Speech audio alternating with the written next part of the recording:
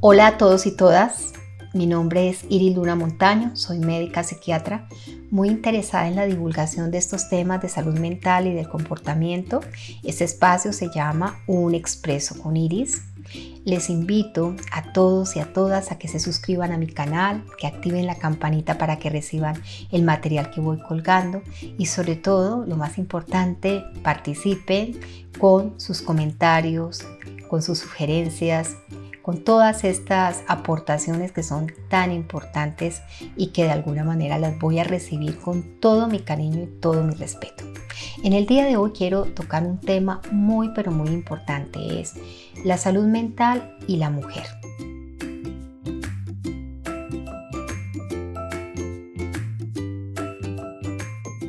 Definitivamente hay preguntas que se están haciendo últimamente y me gusta que se hagan estas preguntas. Las mujeres tenemos una salud mental más comprometida que los hombres. Tenemos más problemas de salud mental que los hombres. Y si esto es así, ¿por qué ocurre? Desde hace ya bastantes años hay una línea de la psiquiatría que se ha especializado en la mujer. Se llama psiquiatría de la mujer. Se hacen constantemente cantidades de investigaciones, estudios, análisis, trabajos que tienden a tratar de entender mucho más, mucho mejor por qué en la mujer la salud mental se expresa de una manera tan particular y por qué las mujeres tenemos más vulnerabilidades para poder llegar a presentar una enfermedad mental en relación a los hombres. Entonces, dicho esto, podríamos acercarnos a la primera pregunta. ¿Las mujeres tienen más problemas de salud mental que los hombres? Infortunadamente, en el medio que nos rodea, con las condiciones de inequidad, de desigualdad, etcétera, que rodea a la mujer, es cierto, la mujer puede presentar más problemas en su salud mental. Lo primero que les puedo decir es que, por ejemplo, las mujeres nos deprimimos 2 veces más que los hombres y más adelante hablaremos un poquito de cuáles pueden ser esos factores que estén relacionados con esto que está ocurriendo en la mujer. Lo primero que quisiera decirles es que según la Organización Mundial de la Salud, las mujeres presentamos en un porcentaje mucho mayor las depresiones exógenas y situacionales. Mucho más elevado es la presentación de estas depresiones exógenas y situacionales que en los hombres. Vemos cómo en la mujer se presentan en un 70% y en un hombre en un 30%. Pero, ¿qué está ocurriendo? ¿Cuáles son esas vulnerabilidades? ¿Por qué está pasando? Y más adelante vamos a hablar un poquito acerca de eso. Muy bien, las mujeres son también más propensas que los hombres a cuadros de ansiedad y a cuadros depresivos, como ya dije. Unos 73 millones de mujeres adultas sufren cada año en todo el mundo un episodio de depresión mayor. Por eso es muy importante tratar estos temas, por eso es muy importante analizarlos y reflexionar sobre cuáles son esos factores que están haciendo que la mujer presente más estas patologías psiquiátricas. Bueno, aquí hay una cosa que es muy importante y es que cuando tenemos, por ejemplo, ya una enfermedad mental instaurada, una enfermedad mental grave, esta enfermedad mental grave podría llegar a predisponer a su vez a situaciones de violencia. Tengo cifras que son muy pero muy importantes y quiero compartirlas con ustedes. Fíjense que la violencia contra la mujer se considera un problema de salud pública en este momento, según la Organización Mundial de la Salud. En el caso de las mujeres con enfermedad mental, las cifras se van a incrementar de manera considerable. 3 de cada 4 mujeres con una enfermedad mental grave han sufrido en algún momento de su vida violencia en el ámbito familiar o de pareja. Es decir, son más vulnerables al daño. Alrededor de un 80% de mujeres que tienen una enfermedad mental grave pueden sufrir violencia por parte de su pareja. Y esto me parece una cosa terrible. Ahora, el riesgo que tiene una mujer con una enfermedad mental grave de sufrir violencia en pareja se multiplica de 2 a 4 veces cuando dicha enfermedad mental es más grave. O sea, a mayor gravedad de enfermedad mental, más riesgo de ser violentada, de ser abusada en diferentes formas, de ser controlada por su pareja. El 26% de las mujeres con enfermedad mental grave que están viviendo una situación de violencia ni siquiera la identifican como tal. No se dan cuenta de que están siendo violentadas. Esto también es una cosa muy grave porque esto se está normalizando. Muchas mujeres con enfermedad mental grave no logran salir de estas relaciones malvadas, de estas relaciones poco satisfactorias, de estas relaciones dañinas, porque no se dan cuenta de que están siendo violados sus derechos, no se están dando cuenta de que están siendo violentadas. Y estamos hablando de un 42% de estas mujeres. Ahora, vemos desgraciadamente que en más de la mitad de las ocasiones la persona que evalúa a estas pacientes, o sea, el psiquiatra, el psicólogo, el trabajador social, la persona que la recibe en el ámbito de salud mental, no conocía de la existencia del maltrato ocurrido. Esto es un tema que es muy importante tener en cuenta porque puede generar obviamente una diferencia muy grande si lográramos identificar que esto que está pasando puede en un momento dado ser controlado y la mujer puede ser protegida, puede haber una orden de alejamiento, etcétera, porque sabemos que si tenemos un paciente, una paciente con una enfermedad mental grave que está siendo sometida a momentos, a instantes de violencia y de maltrato, pues esta persona va a empeorar sus cuadros clínicos, va incluso a cometer suicidio o va incluso en algún lugar a perder el control y podría llegar hasta ocurrir una tragedia como matar a sus hijos o matar al marido, etc. Entonces esta parte es muy importante. Bueno, pero el género importa mucho para la aparición de estas enfermedades mentales. ¿Es el género algo que tengamos que discutir en la aparición de los trastornos mentales en la mujer? Hablemos un poquitico de un tema que se llama la socialización del género. Desde los primeros años de la vida, nosotras recibimos una serie de pensamientos, de creencias, de valores, de actitudes, de ejemplos que son muy diferenciadores según el sexo con el que nazcamos, ¿verdad? Hay una serie de estereotipos, una serie de modos de ser, de modos de hacer que aprendemos. Este aprendizaje es lo que se llama una socialización de género y configura los llamados mandatos del género, que son que finalmente terminan siendo unas ideas muchas veces irracionales, preconcebidas, sesgadas, ¿sí?, sobre lo que se debe cumplir para ser una buena mujer o para ser un hombre excelente.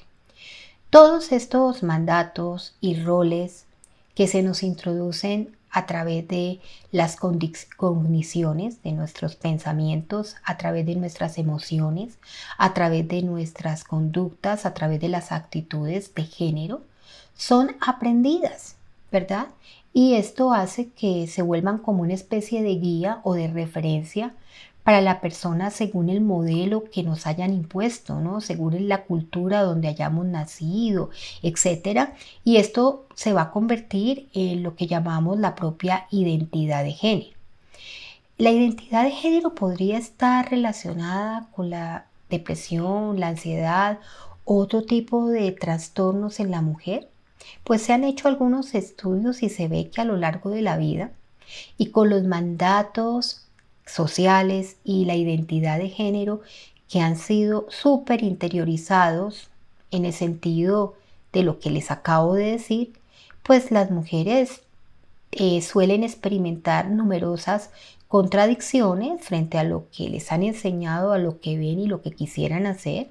Se pueden llegar a sentir frustradas por la práctica cotidiana de esos roles y de esos mandatos, eh, porque tienen que asumir que tienen que adaptarse al modelo que se les pide, ¿no?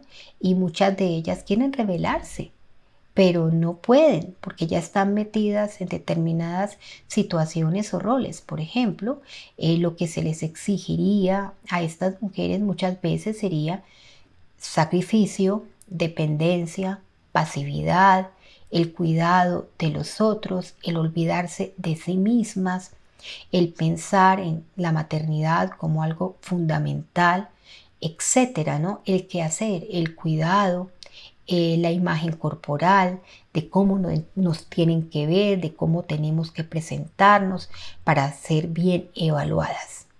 Entonces, fíjense que esto también se constituye en una presión social, porque depende de donde estemos, de donde nos hayamos formado, vamos a tener una serie de estereotipos y vamos a tener unas ideas preconcebidas que nos van a llevar a querer seguir esas reglas para ser aceptadas dentro de una sociedad, a seguir determinados parámetros de belleza, a seguir determinados comportamientos y seguir determinadas reglas. Eso sí es bastante claro.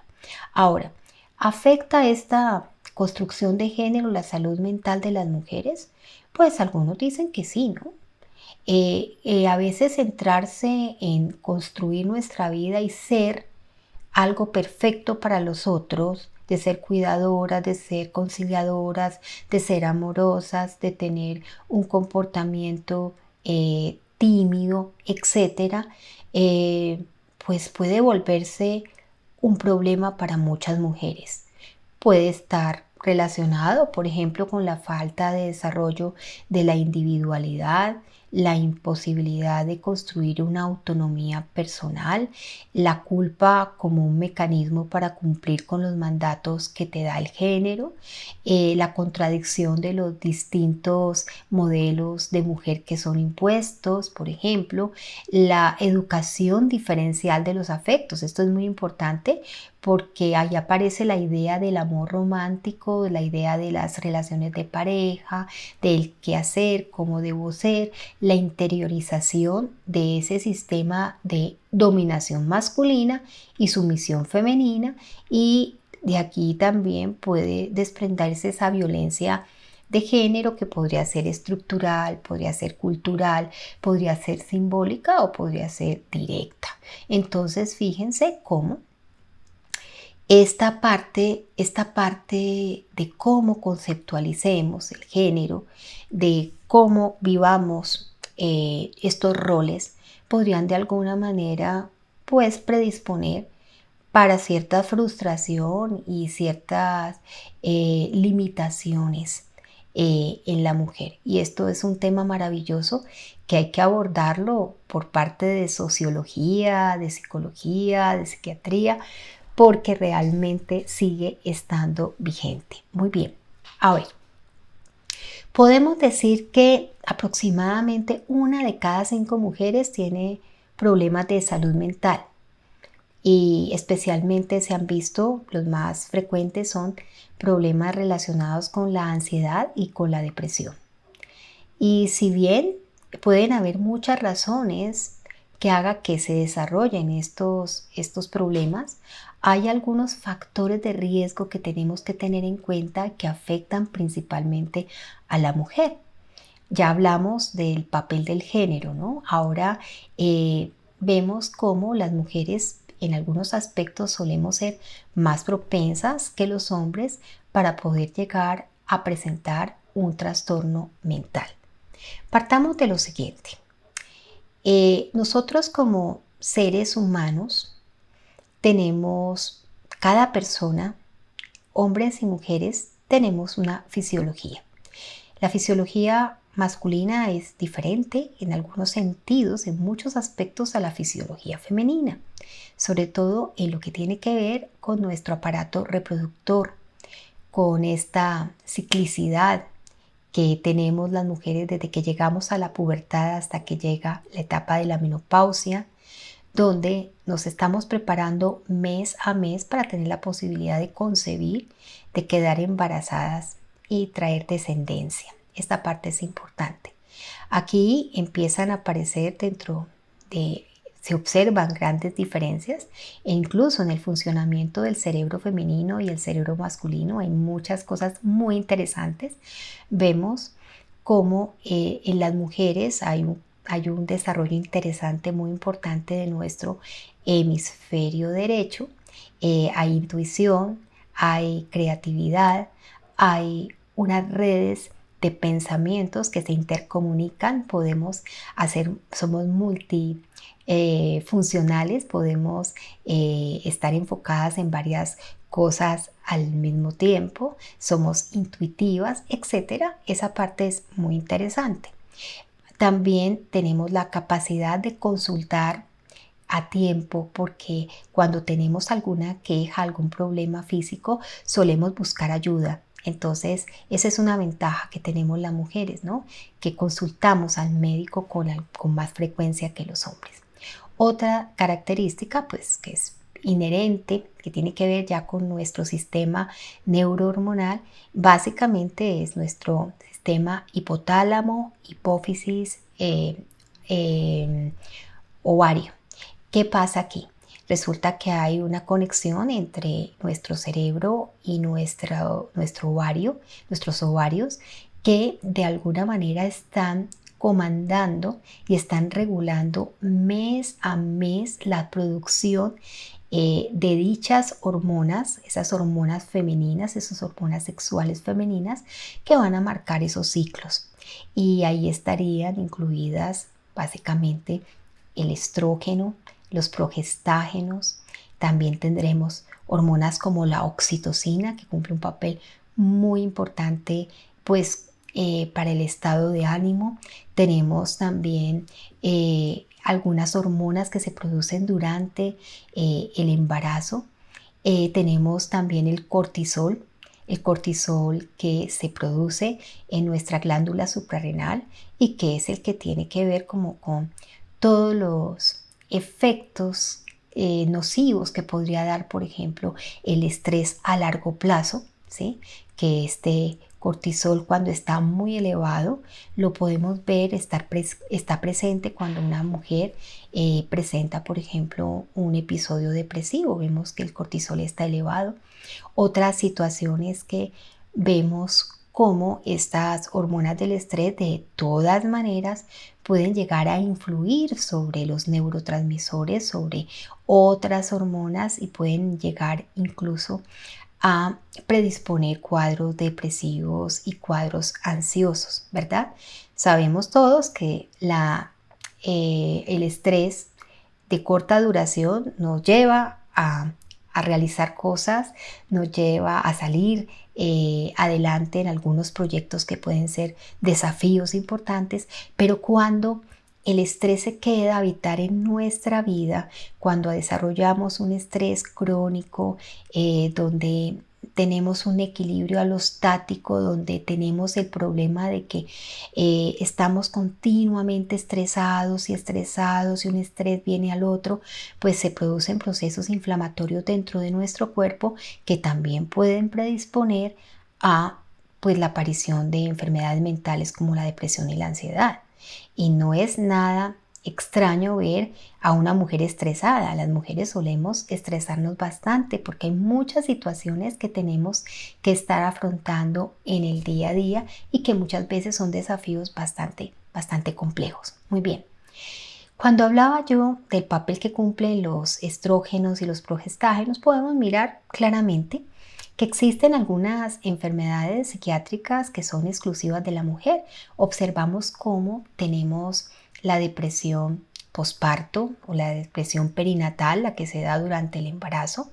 Esa depresión también que aparece en el periodo climatérico, cuando llega la menopausia. Es importante tener en cuenta que esa caída de hormonas, estos cambios hormonales pueden predisponer a la mujer a cuadros depresivos, y vemos que ya dentro de la clasificación del DSM-5 se habla de un tipo de depresión muy específico que se llama trastorno disfórico premenstrual, que precisamente se da unos días antes de la menstruación y que tiene que ver con las alteraciones, no, con los cambios hormonales y nuestra sensibilidad específica a dichos cambios hormonales, lo que va también a tener una influencia sobre nuestros neurotransmisores, va a tener una influencia sobre otras hormonas que tienen que ver con, por ejemplo, con la saciedad, con el hambre, la grelina, la leptina, etcétera. Entonces, observemos que esta parte es importante. Además, vemos cómo la glándula tiroides también cumple un papel muy, pero muy importante, no solamente en la modulación de pronto de nuestro metabolismo, sino también en el estado de ánimo. Entonces, observemos que si tenemos problemas, que la mujer tiene mucha más frecuencia en problemas del tiroides, ¿sí? Del hipotiroidismo, hipertiroidismo, etc. La mujer tiene obviamente esta función de su ovario, esta producción de estas hormonas, los estrógenos y los progestágenos, y las variaciones de dichas hormonas pueden a su vez llegar a predisponer para diferentes patologías. Esta parte no la podemos olvidar, pero no solamente se trata de esta parte de la fisiología femenina. También tenemos en cuenta que hay otros factores de riesgo. Por ejemplo, lo que hablaba ahora de estas características que nos da, estos mandatos que nos da nuestro género, como el hecho de llegar a ser cuidadores. Muchas veces las mujeres son cuidadoras durante mucho tiempo, y esto puede llegar a generar estrés, ansiedad, aislamiento, y esta parte debemos tenerla en cuenta. ¿Cuántas personas tienen a sus padres ancianos y los tienen que cuidar, o su esposo se enferma y lo tienen que cuidar, o un hijo que lo tienen que cuidar, y cuidarlo es estar 24 horas con él, atender muchísimas necesidades, etcétera? O cuando tenemos los hijos y tenemos muchos hijos y tenemos muchas personas a nuestro cuidado, ¿verdad? Esta parte es muy importante porque el cuidador puede llegar a quemarse. Lo segundo importante es el tema de vivir con precariedad, vivir en la pobreza, que junto con otras preocupaciones sobre la seguridad personal, trabajos mal remunerados, principalmente estos trabajos en el hogar, pueden conducir al aislamiento social. El establecer relaciones que sean poco saludables, relaciones con personas que tienen unos estilos afectivos que no van bien con tu vida, personas, por ejemplo, que tienen relaciones con personas narcisistas, o con personas muy dependientes, o con personas histriónicas, o con personas que tienen un trastorno de personalidad, por ejemplo, esquizoide, donde no reciben apoyo, no reciben cuidado, o con personas pasivo-agresivas, etcétera, o personas que tienen una personalidad antisocial, pues esto hace que estas personas tengan unas relaciones no satisfactorias, donde prima el control, donde prima el abuso, donde prima la dependencia, los celos, la violencia, el engaño, la infidelidad, etcétera, etcétera, cosa que también pues genera muchísimo sufrimiento en muchas mujeres. Recuerden que el caso de el maltrato psicológico, la violencia física, el aislamiento, el no poder contar con otras personas, pueden desencadenar en muchas mujeres estos elementos, estos factores que podrían llevar a hacerlas sentir tremendamente desgraciadas. Muy bien. Lo otro es el sufrir abuso físico y sexual. Esto es importantísimo porque esto va a generar grande impacto a nivel de la salud mental, sobre todo si hablamos de este abuso sexual y físico durante la infancia. Esto puede cumplir un papel predictor muy complicado en el futuro de estas mujeres. También el hecho de tener, como acabamos de hablar ahora, temas que tienen que ver con la violencia doméstica, ¿no es cierto? A ver, aquí hay una cosa muy importante y es que algunas mujeres no son capaces de externalizar lo que sienten. A veces les da pena, quieren guardar en secreto determinadas cosas íntimas, decimos que los trapitos sucios se lavan en casa, no comentamos, tendemos a internalizar los problemas y esto puede generar obviamente una sensación de mucha soledad, una sensación de mucha confusión, una sensación de mucha desesperanza, lo que puede llegar a desencadenar una depresión. Puede llegar a generar trastornos alimentarios, puede llegarnos a generar autolesiones. Vemos cómo, por ejemplo, los hombres son más propensos a expresar los sentimientos a través de comportamientos, ¿no? Que pueden a veces ser perturbadores o a veces comportamientos antisociales o a veces comportamientos asertivos y está bien. Pero la mujer muchas veces, por esto del rol de género, se queda callada y no dice muchas cosas. Ahora, hay otra cosa que es importante. Las mujeres también solemos tener algunos eventos en la vida donde nuestra salud física también se ve afectada, ¿no es cierto?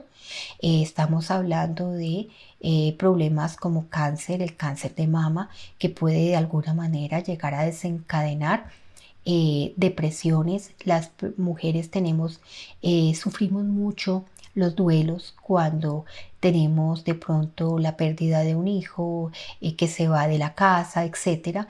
Entonces hay situaciones, entonces miremos, podríamos resumir que hay factores que son biológicos, que están relacionados con nuestro eje neurohormonal, nuestros neurotransmisores, y dentro de estos aspectos biológicos está la herencia, porque si en nuestra familia nuestra mamá tenía una depresión o nuestro papá tenía una depresión o un familiar cercano o una ansiedad o algún cuadro de estos, pues esto puede llegar a ser un factor de riesgo, ¿verdad? También tenemos factores que ya no están relacionados ni con la herencia ni con nuestra parte biológica, sino factores psicosociales que tienen que ver con la precariedad, con las condiciones laborales, con las condiciones de alimentación, lo que podemos comer, por la parte, esa violencia estética a la que estamos sometidas constantemente con todas estas publicaciones, los magazines, todo lo que nos dice que tenemos que ser y cómo tenemos que vernos,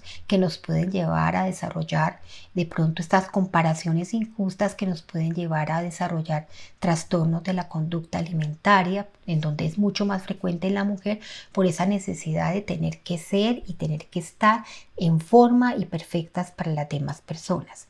Otros factores que pueden estar unidos son enfermedades físicas que podemos llegar a desarrollar, que pueden ser frecuentes en la mujer, como enfermedades del colágeno. Estamos hablando de enfermedades inmunológicas como el lupus eritematoso sistémico, la artritis reumatoide, etcétera, que pueden en algún momento dado acompañarse de depresión.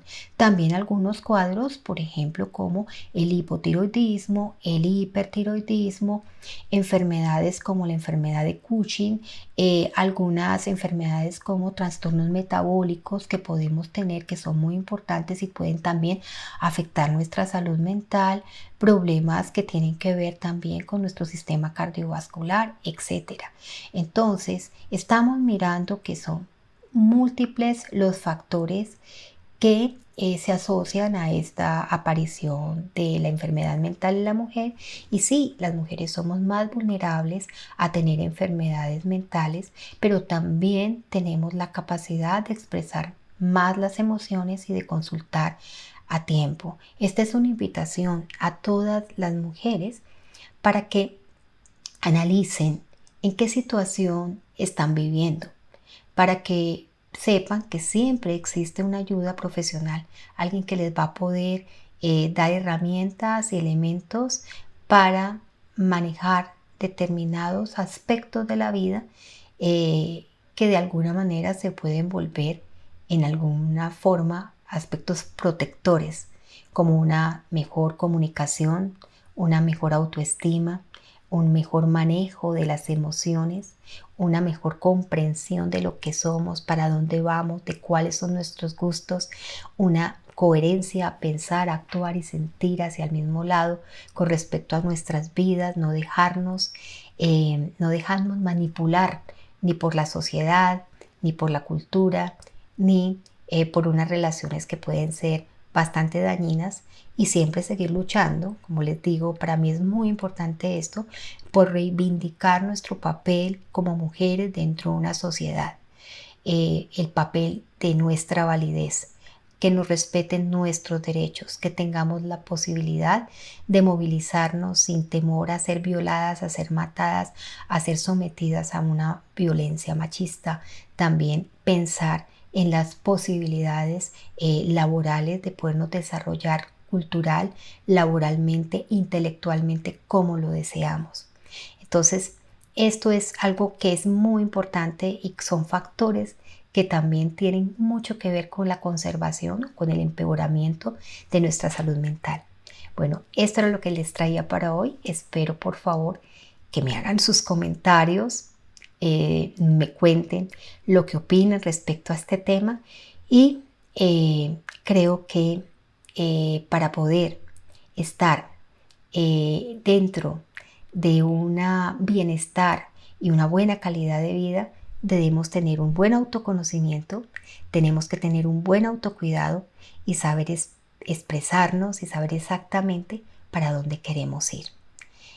Sí, tendremos vulnerabilidades, pero si tenemos el conocimiento y si acudimos a tiempo a la consulta, estoy segura de que si aparece algún trastorno, sabremos manejarlo a tiempo y no habrá consecuencias a largo plazo. Les mando un abrazo muy grande. No olviden suscribirse a mi canal, activar la campanita y hacer sus comentarios si les parece que este material le ha sido de utilidad. Hasta pronto. Chao, chao.